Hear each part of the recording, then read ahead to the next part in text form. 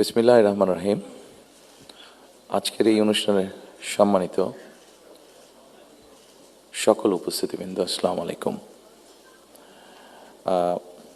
প্রথমেই আমি আপনাদের সকলকে, সম্পাদকবৃন্দ, সাংবাদিকবৃন্দ, সংবাদপত্রের মালিকবৃন্দ সহ বীর সাংবাদিকবৃন্দ সহ যারা উপস্থিত আছেন, প্রথমেই আপনাদের সকলকে আন্তরিকভাবে আমি ধন্যবাদ জানাতে চাই। আমি দেশে আসার পরে খুব স্বল্পতম সময়ে এই অনুষ্ঠানটি আয়োজন করেছি এবং আপনারা যে কষ্ট করে অনুষ্ঠানে এসেছেন তার জন্য আমি আন্তরিকভাবে আমার এবং দলের পক্ষ থেকে আমি ধন্যবাদ জানাতে চাই। সম্মানিত উপস্থিতিবৃন্দ, যারা এখানে এই মঞ্চে এসে একটু আগে বক্তব্য রেখেছেন, তাদের সকল বক্তব্য থেকে খুব পরিষ্কারভাবে কয়েকটি জিনিস বোধহয় ফুটে উঠেছে, অর্থাৎ আগামী দিন, ফিউচার। এবং ফিউচারটাকে যদি আমরা 2-3 ভাগে ভাগ করি তাহলে একটি দেখতে পাচ্ছি, সেটি ব্যক্তি হিসাবেই হোক অথবা একজন সংবাদ কর্মী হিসাবেই হোক, আপনার স্বাধীনতা, আপনার নিরাপত্তা। আমরা আরেকটি জিনিস মনে হয় আমার চোখে যেটা পড়েছে যারা বক্তব্য রেখেছেন, সেটি হচ্ছে যে গণতান্ত্রিক বা রাজনৈতিক যে অধিকারটি মানুষের, আপনার, আমার, আমাদের সকলের, সেটির ব্যাপারে একটা কনসার্ন সকলে এক্সপ্রেস করেছেন। এবং খুব সম্ভবত একজন বক্তাই এখানে একটি কথা বলেছেন, সেটি হচ্ছে যে আগামী দিন, ফিউচারটা কেমন হবে। আমি দেশে অনেক দিন থাকতে পারিনি, কী কারণে সে প্রসঙ্গে গেলাম না, আপনাদের কম বেশি ধারণা আছে। তবে সারাক্ষণই দেশের সাথে আমার যোগাযোগ ছিল। দেশের মানুষের সাথে কী হয়েছে, এখানে মাহমুদুর রহমান সাহেব বলেছেন একটি উদাহরণ দিয়ে, ওনার প্রতি পূর্ণ সম্মান রেখে আমি বলতে চাইছি, ওনার সাথে ওনার রক্তমাখা ছবি এখনও আমার চোখের সামনে ভাসে। কাজেই ওনার সাথে কী হয়েছে আমি যেমন জানি, রুহুল আমিন গাজী সাহেবের সাথে কী হয়েছে, যেভাবে উনি মৃত্যুবরণ করেছেন জেলের মধ্যে, সেটি আমি জানি। এবং সবচেয়ে বড় বিষয় হচ্ছে আমার 60 লক্ষ নেতাকর্মী, এবং তার থেকে আরেকটি হৃদয় বিদারক আমার জন্য হচ্ছে, সেটি হচ্ছে আমার মায়ের সাথে কি হয়েছে। কাজে এই ঘটনাগুলোকে যদি আমরা সকলে সবগুলোকে এক করি, তাহলে যারা দেশে ছিলেন আপনারা, তারা অবশ্যই আমার থেকে একটু বেটার ভালো জানবেন। তবে আমি একদম যে জানি না বোধহয় বিষয়টি তা নয়, আমার একটি ধারণা আছে। সম্মানিত উপস্থিতিবৃন্দ, যে কথাগুলো প্রায় সকলেই বলে গিয়েছেন, এই কথাগুলো যদি আমরা আলোচনা করাই যাবে অনেকক্ষণ ধরে। আপনারা আপনাদের মূল্যবান সময় ব্যয় করে এখানে এসেছেন। আমি এই কথাগুলোর মধ্যে থেকে একটু সরে এসে কিছু কথা বলতে চাই।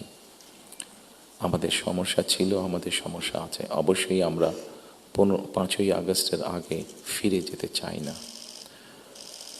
আমি আমার অবস্থান থেকে যদি চিন্তা করি, আমার এক পাশে 1981 সালের একটি জানাজা, একই সাথে আমার এক পাশে 2025 সালের 31শে ডিসেম্বরের একটি জানাজা, আর আমার আরেক পাশে 2024 সালের 5ই আগস্টের একটি ঘটনা।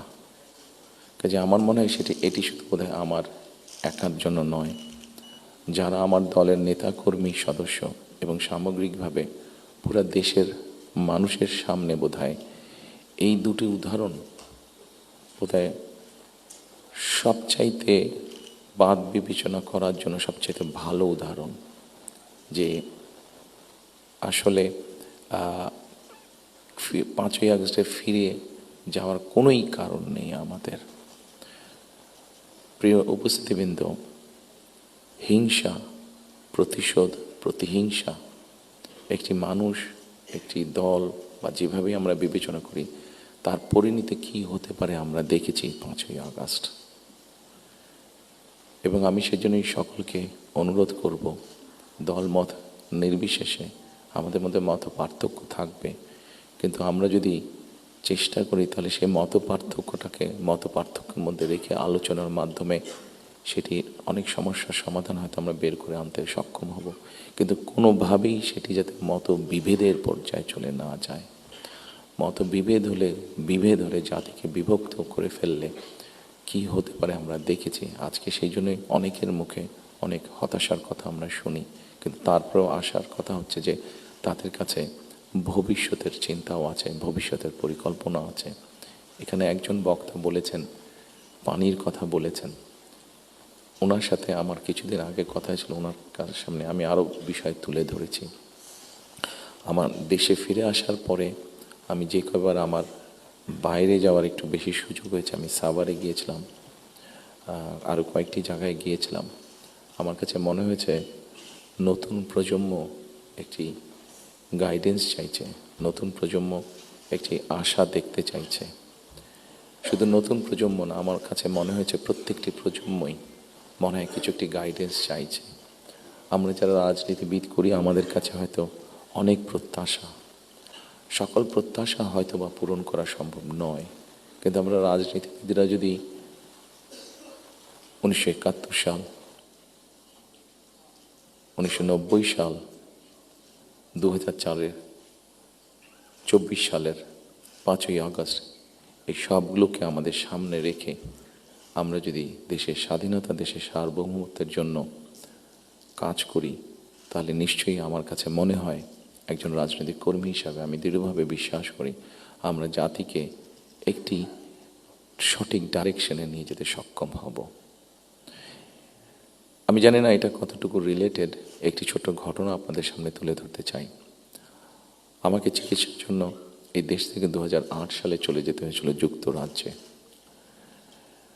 2008 সালে যাওয়ার পরে 2010 সালে সেখানে প্রথমে একটি নির্বাচন আমি দেখেছিলাম। তো যেহেতু সেটি নির্বাচন ছিল, স্বাভাবিকভাবে রাজনৈতিক কর্মী হিসাবে আমার একটা ইন্টারেস্ট ছিল। টিভির সামনে বসে আমি ডিবেট দেখছিলাম। সেখানে দুজন নেতার মধ্যে, দুটি মেইন দলের নেতার মধ্যে, লেবার এবং কনজারভেটিভ, অনেক দিন ধরে লেবার ছিল, 2010 সালে নির্বাচনে কনজারভেটিভ আসে। তো দুই দলের দুই নেতার মধ্যে একটি আলোচনা হচ্ছিল। খুব দুঃখজনক হলো, বাংলাদেশ বাদই দিলাম, শুধু ঢাকা শহরের মধ্যেই কোনো অ্যাম্বুলেন্স সার্ভিস নেই। গত 54-55 বছরে আমরা মানুষের চিকিৎসা সেবার জন্য অ্যাম্বুলেন্স সার্ভিস গড়ে তুলতে সক্ষম হইনি। এটি খুবই দুঃখজনক ব্যাপার। তো এই অ্যাম্বুলেন্স সার্ভিস নিয়ে দুই নেতার মধ্যে তখন কথা হচ্ছিল। খুব সম্ভবত তখন যতটুকু আমার মনে আছে, তখন এমার্জেন্সির জন্য অ্যাম্বুলেন্স সার্ভিস কল করলে 20 মিনিটের মতন সময় লাগতো আসতে অ্যাম্বুলেন্সের। একজন বলছে 20 মিনিট লাগে, এটাকে আমরা 19 মিনিট করবো। আরেকজন বলছিল যুক্তি তর্ক দিয়ে যে 20 মিনিট লাগে, এটাকে আমরা 15 মিনিটে নিয়ে আসবো। অর্থাৎ একজন 1 মিনিট কমাচ্ছে, একজন 5 মিনিট কমাচ্ছে। এই কাজটি তারা তাদের জনগণের জন্যই করতে চাইছে। আমার মনে হয় এখানে যেটা একটু আগে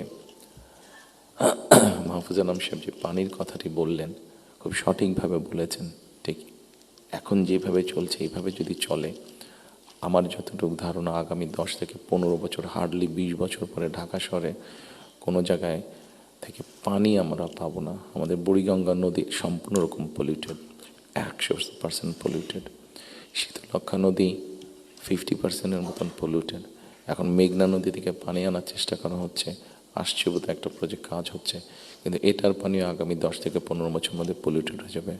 ঢাকা শহরে যে 3.5 কোটি মানুষের মতন মানুষ বাস করছে, এদের কেউ পানি পাবে না। পানির অপর নাম জীবন।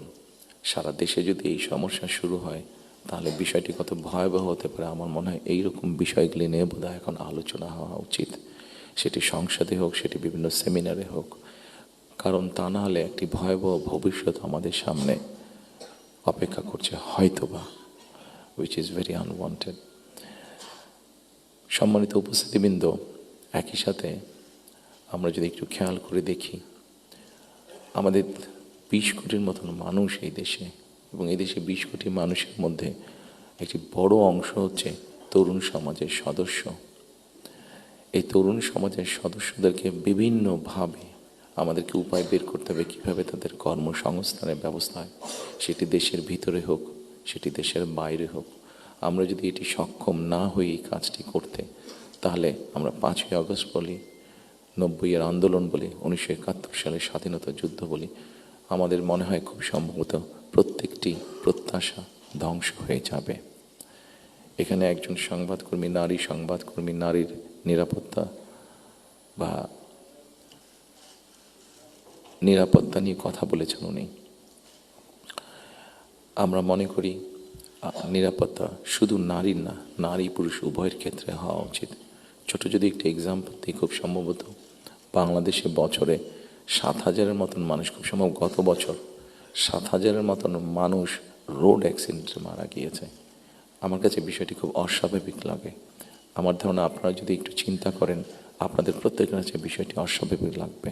কিন্তু ঘটনাটি ঘটছে, কোনো বছর বেশি, কোনো বছর কম। এই অস্বাভাবিক ঘটনাটি কেন ঘটবে?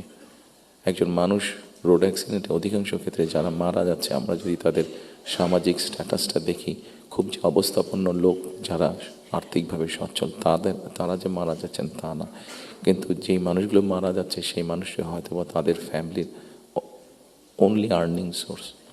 মারা যাওয়ার পরে সেই ফ্যামিলিটির কী হচ্ছে, অথবা লোকটি যদি পঙ্গু হয়ে যায়, মানুষটি যদি পঙ্গু হয়ে যায়, তাহলে তার ফ্যামিলির উপরে কী হচ্ছে, এই বিষয়টি বোধহয় আমাদেরকে নজরে আনা উচিত। এরকম অনেকগুলো বিষয় আছে যেই বিষয়গুলো আমার মনে হয় রাজনৈতিক দলগুলোর মধ্যে চিন্তাভাবনা হওয়া উচিত। এখানে শাইখ সিরাজ সাহেব বসে আছেন, ওনার একটি বিখ্যাত প্রোগ্রাম আছে কৃষি সংক্রান্ত। আমাদের দেশে কৃষকদের কি অবস্থা এখন, সেই বিষয়টি বোধহয় আমাদেরকে বিবেচনা করা উচিত।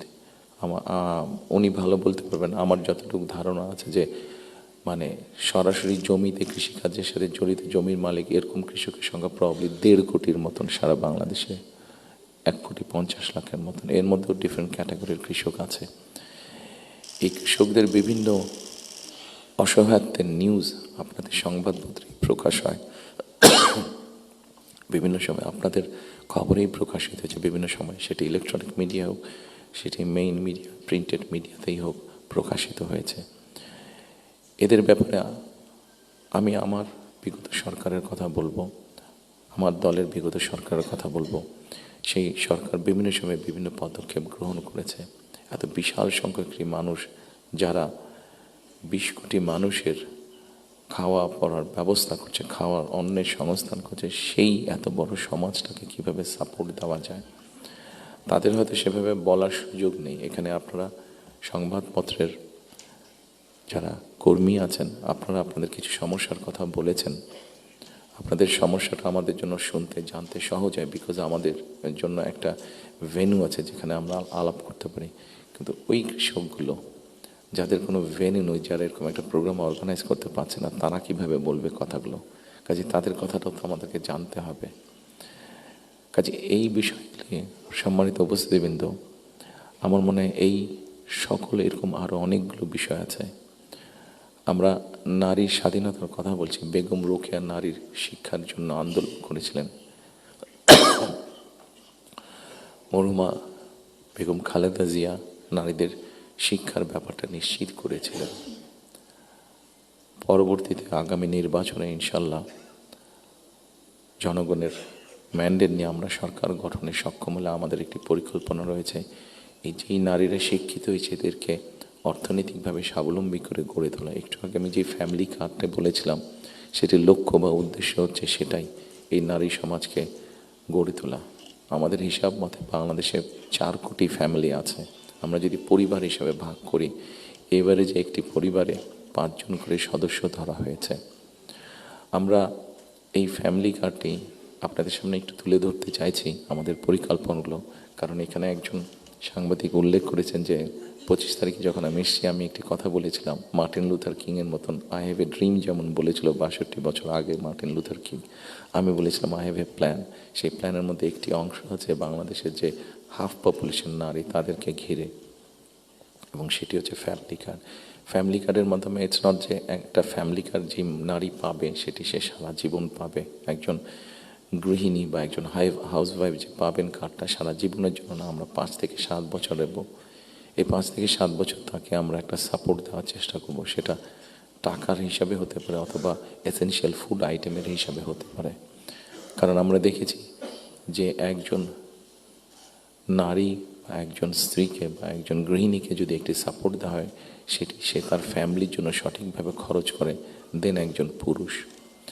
এবং আমরা রিসার্চে দেখেছি যে যদি 5 থেকে 7 বছর দেওয়া যায়, তাহলে সে যেই অর্থটা তার হাতে জমা হয়, সে মূলত 3টি কাজে খরচ করে। প্রথমত তার ফ্যামিলির স্বাস্থ্যের পেছনে, দ্বিতীয়ত তার ফ্যামিলির ছেলেমেয়েদের শিক্ষার পিছনে, তৃতীয়ত সে যে অর্থটা জমা করতে পারে সেটি সে ছোট ছোটোভাবে ইনভেস্ট করে। খুব স্বাভাবিকভাবে এইভাবে যখন সে ইনভেস্ট করা ধরবে, স্বাভাবিকভাবে তার গ্রামের লোকাল ইকোনমিটা স্ট্রেংথেন হবে, তার উপজেলার ইকোনমিটা স্ট্রেংথেন হবে, তার জেলার ইকোনমিটা স্ট্রেংথেন হবে, তার পরিবারটা শিক্ষিত এবং তার পরিবারটা যদি হেলদি হয়, এইভাবে পুরো গ্রামটা হবে, এভাবে পুরো উপজেলাটা হবে, এইভাবে পুরো জেলাটা, বিভাগ, একসময় গিয়ে দেশটা হবে। 4 কোটি ফ্যামিলির মধ্যে আপনারা বলতে পারেন একবারে কি দেওয়া সম্ভব কিনা? না, 4 কোটি ফ্যামিলির মধ্যে একবারে দেওয়া সম্ভব না। গ্র্যাজুয়ালি আমরা যাব, যারা প্রান্তিক, যারা যাদের যাদের নিডফুল, আন্ডার প্রিভিলেজ, তাদেরকে দিয়ে আমরা শুরু করব। এই কার্ডটি আমরা, আপনারা জিজ্ঞেস করতে পারেন হয়তো কার্ডটি কাদেরকে দেবেন। আমরা কার্ডটি জেনারেল রেখেছি, ইউনিভার্সাল রেখেছি, কারণ আমরা অতীতে দেখেছি বিভিন্ন সময় বিভিন্ন সোশ্যাল সেফটি নেটওয়ার্কের আওতায় যাদেরকে নিয়ে আসা হয়, বিভিন্ন ক্যাটাগরি করা হয় এবং সেখানে কারাপশন দেখা দেয়। সেই জন্য আমরা এটি জেনারেল রেখেছি। এটি একজন গ্রামের কৃষকের স্ত্রী যেমন পাবে, ইমাম সাহেবের স্ত্রী যেমন পাবে, প্রাইমারি স্কুলের শিক্ষকের স্ত্রী যেমন পাবেন, ঠিক একইভাবে ডিসি সাহেবের স্ত্রীও পাবেন, এসপি সাহেবের স্ত্রীও পাবেন। তবে আমরা দৃঢ়ভাবে বিশ্বাস করি ডিসি সাহেবের স্ত্রী বা এসপি সাহেবের স্ত্রী নিশ্চয়ই ওনারা নেবেন না, কারণ ওনাদের ওটি প্রয়োজন হবে না। করাপশনটাকে যাতে মানে একটা স্প্রেড না করে, করাপশনটা যাতে স্বাভাবিক একটা পর্যায়ে থেকে, কিছু তো অ্যানোমালিজ হতেই পারে, সেটি আমরা গ্র্যাজুয়ালি ঠিক করব।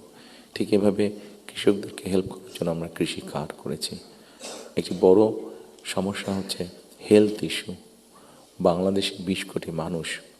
আমরা স্লোগান দিয়ে হয়তো বলতে পারি যে সকলের জন্য স্বাস্থ্যর ব্যবস্থা করব, আমরা সকলকে স্বাস্থ্য সুবিধা আমরা দেব।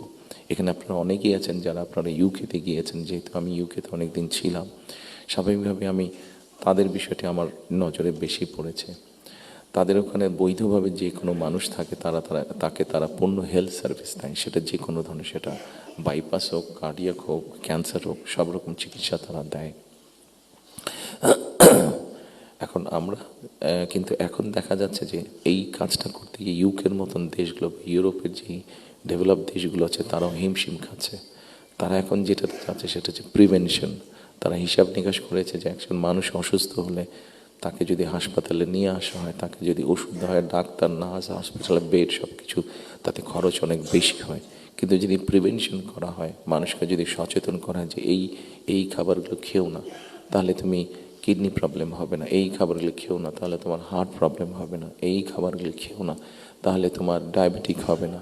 মানুষকে যদি এভাবে সচেতন করা যায়, তাহলে দেখা গেছে তাতে রাষ্ট্রের খরচ অনেক কমে আসে, মানুষের সুস্থ থাকে। এবং এটার উপর বেস করে, যেহেতু ইউরোপে এই কাজটা চলছে, এটার উপরে বেস করে আমরা হেলথ কেয়ারার অ্যাপয়েন্ট করতে চাই। এবং এই হেলথ কেয়ারের অ্যাপয়েন্টের আরেকটি মূল লক্ষ্য উদ্দেশ্য হচ্ছে, এরা যেরকম বেসিক ট্রেনিং পাওয়ার পরে গিয়ে মানুষকে সচেতন করবে, অ্যাট দ্য সেম টাইম সম্মানিত উপস্থিতিবৃন্দ, আরেকটি বিষয় বোধহয় আমাদের নজরে খুব আনা প্রয়োজন। একটি বিষয়, খুব ভয়াবহ পরিস্থিতি।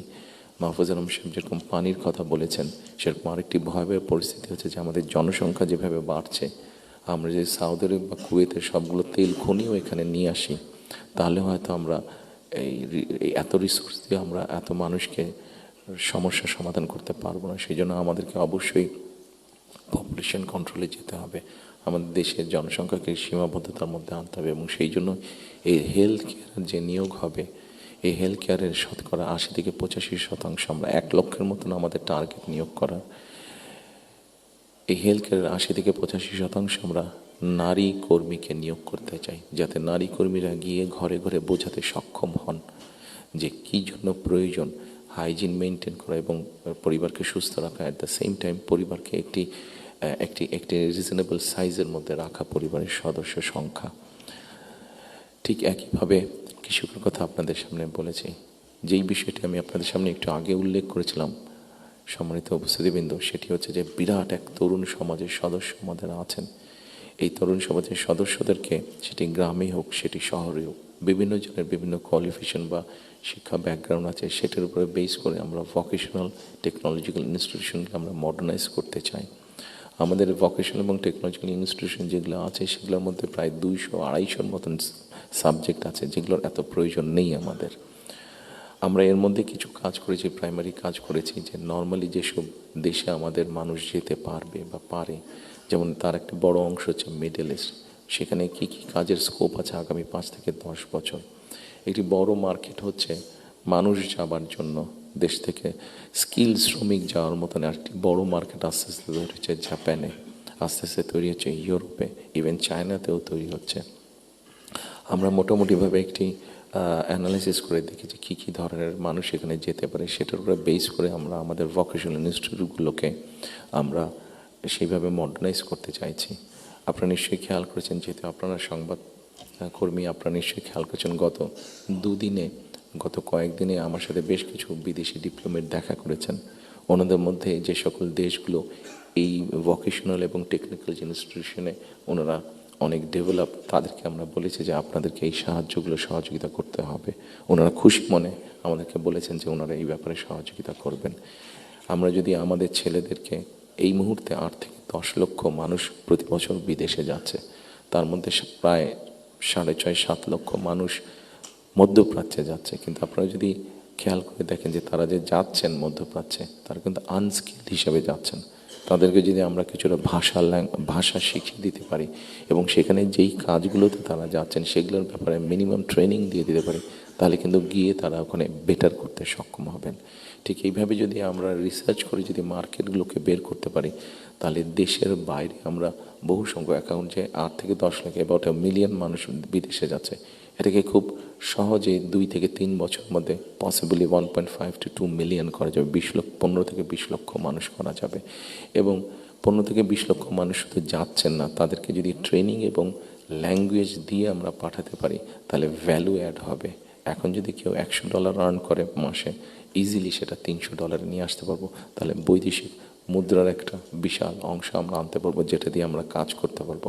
আপনারা যেরকম বিভিন্ন বিষয়ে উল্লেখ করেছেন, বিভিন্ন দাবি দেওয়ার, সেই জিনিসগুলো আমরা পূরণ করতে পারবো। আমরা একটি জিনিস বিবেচনা করছি এই মুহূর্তে। এখন যদি আমরা দেখি আমাদের বৈদেশিক মুদ্রা উপার্জনের রাস্তা মূলত দুটি, একটি হচ্ছে গার্মেন্টস এবং একটি হচ্ছে আমাদের রেমিটেন্স, যেটা প্রবাসীরা পাঠিয়ে থাকেন কষ্ট করে। এইটির সংখ্যাকে আমরা বাড়াতে চাচ্ছি। আমরা একটি চিন্তা ভাবনা করেছি, এর মধ্যে নিজেদের মধ্যে আমরা আলাপ করেছি যে কোনো উদ্যোক্তা যদি একটি ইন্ডাস্ট্রি বা ফ্যাক্টরি সেট করেন, যেটির শতকরা 100 ভাগ পণ্য বিদেশে রফতানি হবে। যেমন কেউ যদি বলেন যে আমি এই কলমটি তৈরি করবো, কিন্তু এটা not for local market, absolutely for export market, তাহলে আমরা তাদেরকে বন্ডেড ফ্যাসিলিটি দেওয়ার কথা চিন্তা করছি। আমরা যদি বন্ডেড ফ্যাসিলিটিটা তাদেরকে দিতে পারি, আমাদের হিসাব বলে, আমাদের রিসার্চ বলে, তাতে এক্সপোর্টের সংখ্যা যেরকম বৃদ্ধি পাবে, তাতে উদ্যোক্তারাও খুশি হবে। এবং উদ্যোক্তারা যখন এখানে কোনো মিল কারখানা তৈরি করবেন, সেক্ষেত্রে আমরা আমাদের বহু বেকারের কর্মসংস্থান তৈরি করতে পারবো। কাজেই সম্মানিত উপস্থিতির মধ্যে আমি যদি এইভাবে আপনাদের সাথে আলোচনা করি, অনেক সময় লাগবে, সময় কম, আপনার প্রত্যেকে ব্যস্ত মানুষ, প্রত্যেকে আপনাদের সময়ের মূল্য আছে।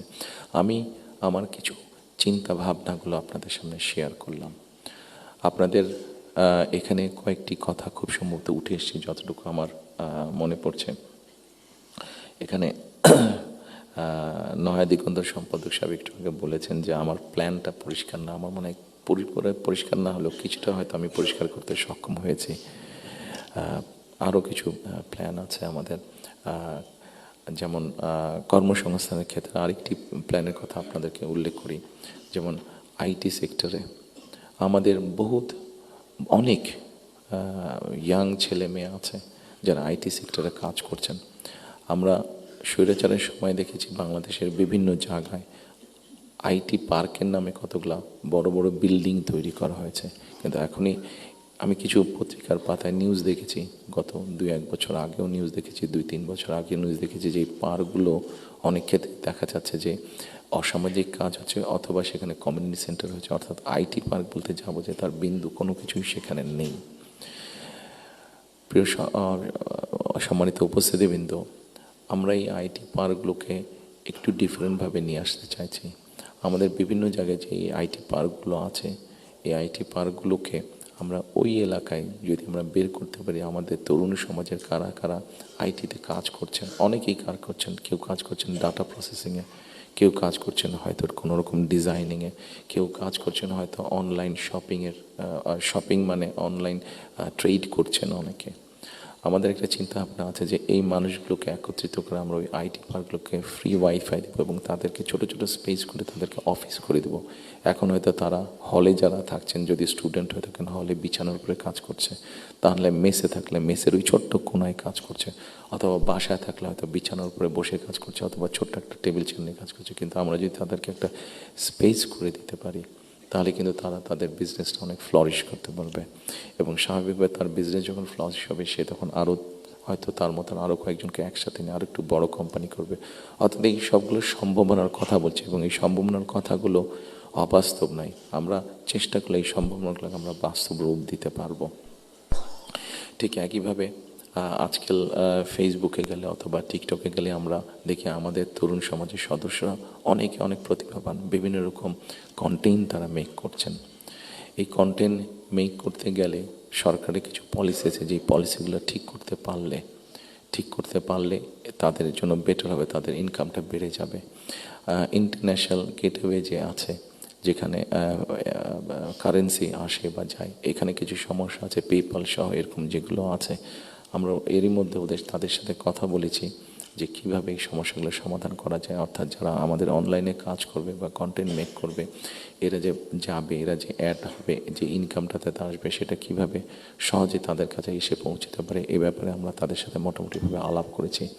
ইনশাল্লাহ আমরা গভর্নমেন্ট ফর্ম করতে পারলে এই ব্যাপারটা আমরা দ্রুততার সাথে করতে তখন সক্ষম হব এই সমস্যাটার সমাধান করতে। সম্মানিত উপস্থিতিবৃন্দ, আমাদের সামনে আপনারা এখানে অনেকে উপস্থিত আছেন যাদের অনেক লম্বা অভিজ্ঞতা আছে দেশ স্বাধীনের পর থেকে।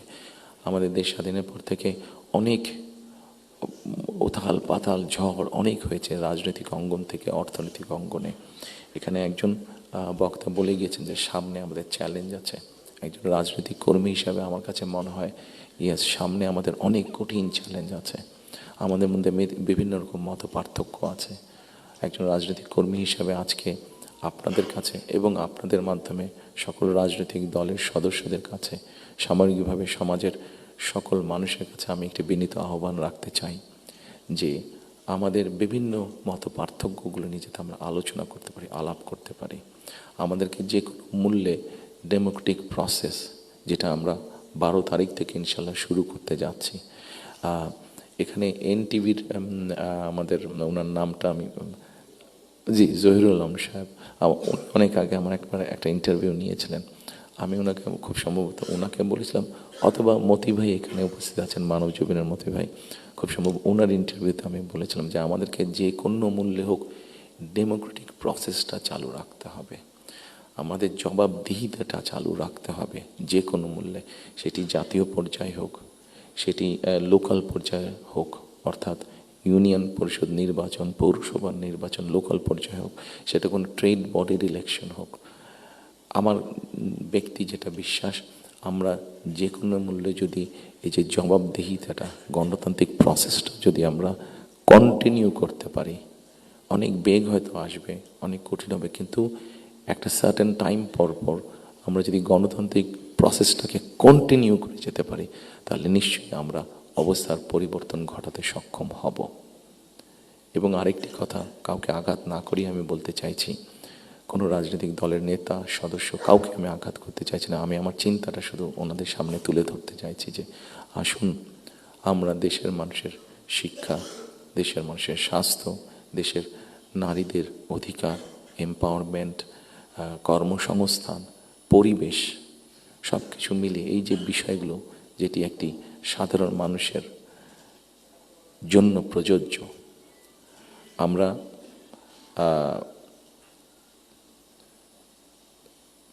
অনেক দিন ধরে আমরা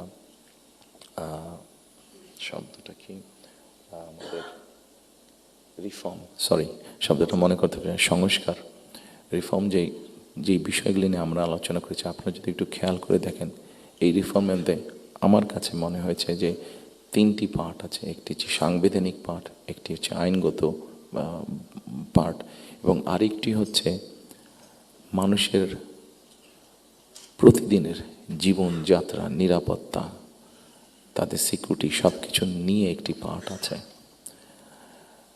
আমরা সাংবিধানিক বিষয় নিয়ে আলোচনা করেছি, আইনগত বিষয় নিয়ে আলোচনা করেছি। আমার মনে হয় মানুষের প্রতিদিনকার প্রত্যেকটি মানুষ, সকল সমাজের প্রত্যেকটি শ্রেণী পেশার মানুষ, তাদের প্রতিদিনকার যে চাওয়া পাওয়াগুলা, প্রয়োজনগুলো, সেটা নিয়ে বোধহয় আমরা আলাপ আলোচনা একটু কম করেছি। আমার কাছে মনে হয় সেই বিষয়গুলি নিয়ে বোধহয় আলোচনা করা উচিত। সেই বিষয়গুলি নিয়ে বোধহয় প্রত্যেকটি রাজনৈতিক দলের আলোচনা করা উচিত। আমরা শুধু রাজনৈতিক বিষয় নিয়ে সেমিনার করছি, সিম্পোজিয়াম করছি, আলোচনা করছি, তর্ক বিতর্ক করছি। অবশ্যই ওগুলো প্রয়োজন আছে, কিন্তু অ্যাট দ্য সেম টাইম আমরা যদি মানুষের প্রতিদিনকার তার চিকিৎসা ব্যবস্থা কী হবে, তার কর্মসংস্থান কী হবে, তার পরিবারের সন্তানদের শিক্ষা ব্যবস্থা কী হবে, তার রাস্তায় বের হলে নিরাপদে সে ফিরে আসতে পারবে কি না, এইরকম বিষয় যেগুলো আছে, এই বিষয়গুলো নিয়েও বোধহয় আমাদের আলোচনা আরও একটু বেশি হওয়া উচিত। এই বিষয়গুলো নিয়ে বোধহয় আমাদের প্ল্যান প্রোগ্রাম আরও একটু বেশি হওয়া উচিত। এই পলিসিগুলো নিয়ে বোধহয় আমাদের চিন্তাভাবনা আরও একটু বেশি হওয়া উচিত। সম্মানিত উপস্থিতিবৃন্দ, সামনে নির্বাচন। আমি একটি রাজনৈতিক দলের সদস্য। স্বাভাবিকভাবেই আমরা 22 তারিখ থেকে আমাদের সকল রকম পরিকল্পনা নিয়ে জনগণের সামনে যাব। আপনারা যারা আজকে কষ্ট করে আমাদের আমন্ত্রণে এখানে এসেছেন, আবারও আপনাদেরকে আমি আমার এবং আমার দলের পক্ষ থেকে আন্তরিক ধন্যবাদ জানাতে চাই। একই সাথে আমরা ইনশাল্লাহ দেশের মানুষের সমর্থন নিয়ে সরকার গঠনে সক্ষম হলে যাতে আপনাদের কাছ থেকে এমন ধরনের আলোচনা, সমালোচনা আমরা পাই যেটা আমাদেরকে সাহায্য করবে দেশকে সামনে এগিয়ে নিয়ে যেতে। শুধু সমালোচনা করার জন্য নয়, আপনাদের কাছ থেকে এমন সমালোচনা আমরা পাই যাতে আমরা দেশের মানুষের যে সমস্যাগুলো আছে, সেই সমস্যাগুলো যাতে আমরা সমাধান করতে সক্ষম হই। আমরা সরকার গঠনে সক্ষম হলে সেই প্রত্যাশা রেখে আবার আপনাদেরকে ধন্যবাদ জানিয়ে আমার বক্তব্য শেষ করছি। আসসালামু আলাইকুম।